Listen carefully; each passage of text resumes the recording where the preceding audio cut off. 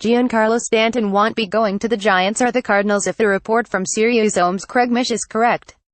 That's because of Stanton's no-trade clause, which he is reportedly going to enforce unless he can be dealt to the Dodgers, Yankees, Cubs, or Astros.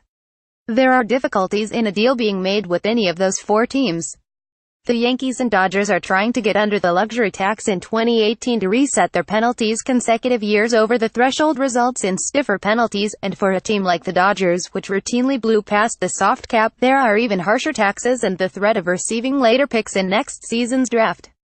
As New York needs to fill out its rotation and still has expensive veterans like Jacoby Ellsbury around, acquiring Stanton isn't as simple as just paying for him, especially since the Marlins seem to expect any team they deal with to eat almost all or all of the $295 million still owed their star outfielder. Listen, we know it's tough to catch up on everything happening in the baseball world each morning. Trying to find all of it while on your way to work or sitting at your desk just isn't easy. It's okay, though. Subscribe to our daily MLB newsletter and let us do the heavy lifting for you each morning to find the things you need to see.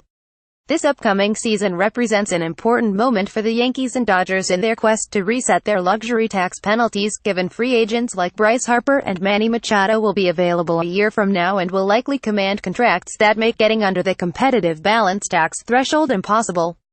Of course, the Dodgers or Yankees could say forget the luxury tax reset and give me Stanton, but it feels unlikely that they will.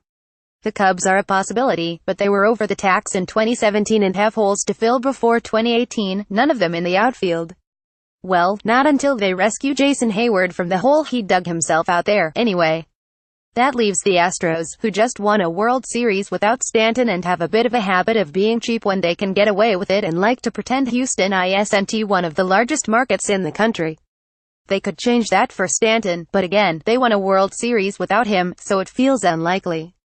Someone has to acquire Stanton, though. Yeah, no one does, but let's at least acknowledge that this report might move one of these four teams into the running for his services, knowing he'd accept a deal there if they can just figure out what it looks like.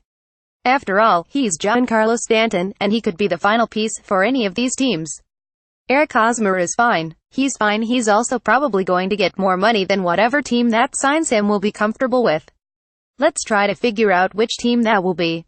Pinstripe Alley believes the Yankees are missing a golden opportunity by not going after Giancarlo Stanton.